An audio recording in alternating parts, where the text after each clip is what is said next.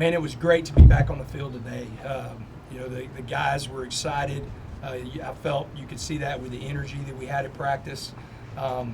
It's interesting that the day and age we're in football. We have the most guys we've ever had going through spring football since I've been in college. And really, if you think about it, it's trending that way because you've got two things that are going on. You have mid-year graduation with high school guys, so we had 13 of those guys, and then you have the transfers.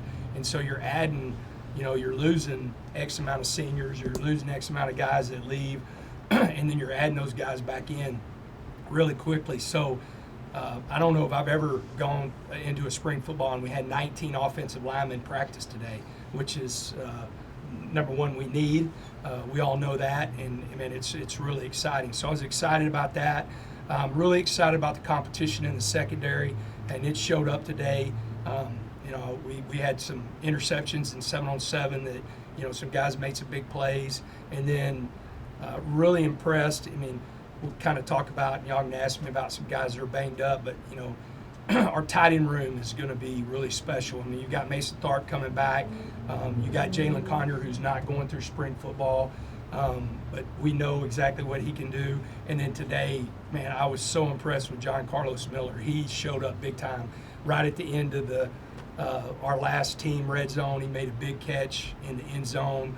Put one foot down, like falling out of bounds, just a big time catch. And so excited about that group. And I feel good about practice number one. Y'all know me, I'm always fired up. I'm always going to be excited. I'm not going to temper that excitement. So all the people that are saying, hey, don't drink the Kool-Aid yet, look, I'm drinking the Kool-Aid. I believe in my guys. I believe in this team. And I was excited. We've got a lot of work to do. We've got to continue to get better, but it was a good first day. With that, I'll open up questions. Coach, with 19 offensive linemen, you got a new coach in there. How's Coach Clay kind of adapted moving in late? And I guess just what do you think about the newcomers in that room so far? Yeah, he's done a great job. The one thing that stands out with Clay is he's a really strong teacher. Like the one thing that I talk to our coaches about is, think about your best teachers, whether it was in school or your best coaches, and they were great teachers. And the one thing that has stood out is in his meeting room, just his teaching, the walkthroughs that we've been able to do during football school, just the teaching progression. And so I thought it was good. We're rotating a lot of guys, like our ones and twos. You can look out there and you don't know who the ones or twos are from the standpoint of, like even with Caleb Rogers, he's going with the twos also if he's playing like left guard. And so we've got, 10 guys going with the ones and twos, and there's probably 8 of them that are I think, battling for, who's going to be the number one left tackle or who's going to be the number one right guard. So the teaching that he's brought to that room, I think is going to accelerate, what we can do there. He's got a really good, already starting to build a relationship. But some guys that showed up today that, I was really impressed with was, Ty Buchanan looks really good. He's kind of more in his natural spot. He had to play left tackle in the bowl game. We've moved over to right tackle. He looked good today. I thought Vinny at left guard, and he's going to stay at left guard. Now, he's playing ones and twos, but he's only playing left guard, where Caleb's playing, right guard, center, and left guard. DC Carter is playing right guard and center. We're going to keep Vinny at left guard, but I was really impressed with him. And the one young guy that has really stood out is Jacob Ponton. He's with the threes, but he's got a really high football IQ, and he's 6'7", and is starting to put on weight and build the strength. And so the young guys have been really impressed with him. In the run game last year, it seemed like you guys were able to execute gap schemes and counter power a lot. I guess this year you're kind of looking to do the same thing, or are you looking to mix in a little more zone and execute at a higher level? No, we'll still hang our hat on counter and power. We'll probably really work on a lot more stuff that we can do off the passing game, off the play action with that stuff. But, that's something that, Taj feels really comfortable with. I think our offensive line blocks it really well. We've got a really, it's almost like, hey, what are you going to hang your hat on and what do you feel good about? But the one thing that I do think we're more athletic in the offensive line. So what that could open up is the outside zone. We didn't run a lot of outside zone today, We're kind of waiting until we get pads on, to kind of see, how that'll look. But I think that's something that can open up, which will help, and now that brings in Taj can do anything, but now I think that really lends to what Cameron Valdez can do with his speed and the way he can cut. Joey, quarterbacks, can you kind of break down what your expectation is for Barron this spring and then the competition behind him with Jake and Cameron Brown, what Cameron brings to, what style of player he is, that sort of thing, and also Will Hammond? Yeah, so, Barron took every rep that he would take with the ones today, and so he had a full practice. Now, this is a little bit shorter practice because it's the first day, and so there'll be times that we'll kind of pull back on him and let Jake or Cameron or Will get some with the first group or the second group. But Barron got all the reps with the ones. Today, Jake got all the reps with the twos. But whenever you're sitting there and you're looking at with the twos or who's going to be, there's some really good competition. Will Hammond's come in, has done a great job. He's very serious about football. He loves football. He's got a big arm. Actually, I've seen him play, live twice, I think, and just this, I was really impressed with his arm strength even more, just going through practices. And then Cameron Brown brings a whole different level whenever you're talking about running quarterback power, running back quarterback counter, running some of the stuff that we were able to do with Donovan that we didn't do as much with. We didn't want to run Barron, and we didn't do as much with him, in the late. So he brings a whole different scheme, as far as opening up the scheme with the quarterback run game. He does have a big arm. I've been happy with the way he's thrown the ball. The biggest thing, like each one of them have things to work on. One of his is just continued accuracy. That has come with his footwork and understanding of the playbook. But if we were going into the game tomorrow, because of his knowledge of the playbook, it'd be Jake. But I would say Cameron Brown would play just as much as Jake would, just from the standpoint, we want to use him in a lot of different areas. He's 230 pounds right now. He's 6'2", 230, and you're going to, see him in different areas. Coach Perry's trying to get him on special teams right now. That tells you anything about, what kind of makeup. And he's sent in a couple of special teams meetings that Coach Kelly's had to come get him because the quarterbacks were meeting at the same time. And he's like, Coach Perry said, I'm going to play special teams too. And so it's going to be interesting. I do like where we're at with those three guys behind Barron, and just continuing to grow. On Jake, obviously he got some opportunities last year, threw some interceptions, but your view of him this offseason and his future is what? Yeah, so the thing, one thing that we've tried to do is, we've done this, I've always done this, is you should go on the practice field and your coach should say, you need to get 1% better at this. We're going to work everything in practice that we need to do to be good football players, but every single player should have a 1%. And the one thing for me that I told Jake is, hey, it doesn't have to be the perfect play. There's been times that he's, just through the nature of our offense, we've had a good play called, and Barron has done this too, to where we've checked into a play and we've turned the ball over. And it wasn't necessarily that it was a bad play that they checked into, but it was a play that was going to put more stress on those receivers being open. And so his 1% is, it doesn't have to be perfect. Just keep us in a good play or get us in a good play. It don't have to be a great play. That's one of his. With Will Hammond, his big deal is he sometimes comes off his first read too soon. So, for me, his 1% is stay on your first read longer. It doesn't have to be, but just a split second to let it open up. So I think Jake is really focused and worked on that. I think you'll see a lot Saturday. You'll definitely see a lot when we go, scrimmages and we get live, his progression. Very intelligent guy. He's got a good arm. Just get us in a good play. Coach, there's a lot of guys, a lot of new faces, both in the receiving room and the secondary. I know it's kind of a broad question, but can you give us an idea of where some of those guys are playing, what positions and everything? Yeah, so Caleb Douglas is playing outside on our right, opposite of Coy. Coy's playing on the left. So you got outside today, you had Caleb Douglas and Jordan Brown. Josh Kelly's playing in the slot. So today you had Josh Kelly, he had a huge catch. everything that I thought that guy was going to be. That's what he is. He's got really strong hands. He's a strong route runner, loves football. And I'll tell you, he wore number 3. That's a big deal to him. And I told him, number 3's earned here. And I said, I have no problem in you wearing number 3, but you got to earn it. And so he's wearing 18 right now. And he said, Coach, if that's what I need to do, guys, in this day and age, there's not a lot of guys that have wore their number for a long time, and that number's open, and they transfer to a place that they're not asking for it, and then they're not upset when they don't get it. So that tells you a lot about him. But running in that slot was him and Dre McCray, and had a great day there. Kelby Vaslin is kind of mixed into that when we go like our 4 wide. He's mixed into that slot. And then you've got Coy Aiken that's playing on the left side where he did. With him, Kelby will play some of that out there. You've got DJ Kress, TJ West have been playing outside.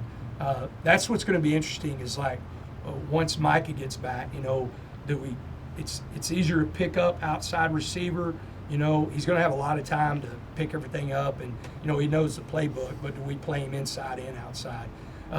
Brady Boyd played primary outside today, so him and Coy were in the 1s and 2s. That's kind of like with the O-line too, with the receivers, and I would say the tight ends. Those guys, it's really not like who's 1. It's like who's 1 and who's 1B, like 1A and 1B. Who can be out there? They're kind of interchangeable. Coach, with Josh Cochran getting the promotion to run game coordinator, I guess, what all responsibilities does he get with that? Well, I would tell you, I think Kitley will tell you when y'all get to talk to him. I think Taj will tell you, that Josh was behind a lot of our run success last year from the standpoint of schematically of what we were doing. And, he does a great job with that. And so that was one thing, we did some really good things last year in the run game, and we're going to continue to do that. So I wanted to, reward him with that, of how hard he's worked doing that. A lot of it is really, again, what he did last year, coming to Kitley and, trying to pair up everything that we're doing on offense. And so, we've got some new stuff in the run game, that y'all definitely see. We didn't run a lot of outside zone, but there's some other stuff that we have that will kind of marry with the counter. I think that Josh has done a lot of research and excited about. But he's, I think really honestly, whenever he and Kitley sit down together, they do a lot together when they're coordinating the run game. And that's going to play big, because when you have the fourth leading rusher coming back, people are going to have to load the box, especially if we feel and progress up front and are better up front. Now it's easier for Taj to get some of the yards, not having to make so many people miss because we got more guys blocked up, and so with that, play action pass is going to be even bigger for us, I believe. And so I think marrying the run game and the pass game is going to be big, and so they've worked really well together. We've got time for a couple more. You filled a lot of holes in the roster this year and made the growth that you want to see to get your eventual Big 12 title. What are the things that you want to see even more growth in the spring? It's really the whole offseason, and I think when you look at the roster, it's a really talented roster. But that doesn't mean anything if you don't come together as a team, you don't build a team chemistry, you don't care about each other. I think the way you practice shows that you're starting to care about each other. I think the way you prepare for practice. And so that's the biggest thing, is like our team chemistry, because you got to think we have 31 or 32 brand new players between the freshmen and the transfers. We have another 9 coming in at the end of May. And so when you start talking about that, the team chemistry is going to be valuable, really valuable. Joey, when did Jalen get hurt, and what's the timeline for his return? He'll be back. I think he'll be back, but we won't do anything with him in May other than rehab. He'll be back at the first off season. So we were running our fourth quarter, which is our Tuesday and Thursday mornings. It's a real grinding off season, and we were running hoops, and he just got on the edge of it. So he broke his foot, but it's right on his pinky toe and right on that edge. And so right now we've got him non-weight bearing, and we feel good. Everybody, we feel great about him and Micah being back when we get cranking in the summer, which are 2 big pieces. Jalen Conyers, he is an explosive athlete. I mean, he's a guy, honestly, in the first 2 years is good enough to where he could have played outside receiver and maybe even started for us at outside receiver, and he's going to play tight end. So really excited about Jalen. And then same thing with the secondary, kind of like you did with the receivers. Yeah, I was going to go back. If we didn't get time, I was going to go back to that because I'm really excited about the secondary because even we've got competition there. There's no doubt. Like, I'm never going to give somebody. I mean, it's going to be hard. Taj just fixed to walk in here. It's going to be hard for somebody to beat out Taj Brooks. I mean, let's be honest, right? But C.J. Baskerville's coming back, and Braylon Lux is coming back. So those two guys, we play 5 DBs. And so those two guys, they're our starters. I feel like it'd be really hard to move them out of that starting lineup. And so you've got great competition at star, and so you've got B.J. Jordan playing star, you got A.J. McCarty playing star, and we moved Michael Dingle to star. And so the reason we did that is because we were thinking, okay, you have Jacob Rodriguez coming back at linebacker, you have Ben Roberts coming back at linebacker, you have Bryce Ramirez coming back at linebacker. You have John Curry, who's coming on like a freight train. And so was Michael, but Michael, he's fast enough. He's such a disruptor. He like chaos follows this guy, even when he's running hurdles. And so we've moved him to star. I'm really excited about that move. And he can always go back inside, but I think we've got to get more because we send that guy so much in some of our blitzes, and so we got to get more out of that. The great thing with AJ, if he doesn't win the star position, he's a vet, so he can play free safety right now. So he's competing for where he can start, star or free safety. We moved Jordan Sanford over to free safety, so the battle at free safety is Chapman Lewis, AJ McCarty, and Jordan Sanford. And then at the corners, I've been, like today when we went out there, you had Braylon Lux on one side and you had Mo Horn on the other. Mo had a great day today, but right behind him, Jalen Peoples. I think if you ask anybody on our team, any player, who is the number one, the biggest surprise in off season, I think every single one of them would tell you Jalen Peoples. He has had a great off season. He's almost 200 pounds. He was never over 189 last year, and he's 197 right now. So he's battling. And then a guy that I really like, he's an old guy. It's a funny story when we recruited him, but Devin Cromwell. I mean, he is a vet. And if y'all don't know anything about him, he's from Canada. He played Canadian football, so the receivers can be running at you. And whenever we said that they'll actually be in a stance and they won't run at you, he goes, Coach, I can cover these guys. And he did, man. He had a big interception today. I think I heard him hooping and hollering. I didn't get to see it all. But, Mo Horn had an interception off a tip ball. And so that secondary, I think, of course, the offensive line, because we all know what we have to do up front. But the offensive line and the secondary, to me, I'm constantly, that's going to be the first thing I do whenever I go over and watch film here in a minute, is watch the O-line and watch the secondary, how they're performing, because those guys are really key. Did that break down? Did you say Marcus Ramon Edwards? Marcus Ramon Edwards is, so I didn't go over the two. So the Marcus Ramon Edwards, we moved him, so he is backing up C.J. Baskerville. And Marcus had a really good day today, too. That's a boundary, right? Boundary, yeah, the boundary. So CJ and him are at the boundary, and you have some other guys like Wilcox. I'm really excited, with getting him and being able to pick him up. I mean, he's playing free safety and boundary safety, and so it's a fun competition back there.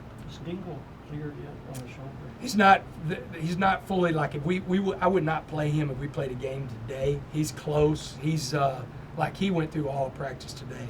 When we go Saturday, we'll hold him out of we'll let him go 7-on-7. We'll let him go through all the ND and everything like that, but I won't let him go through any live stuff.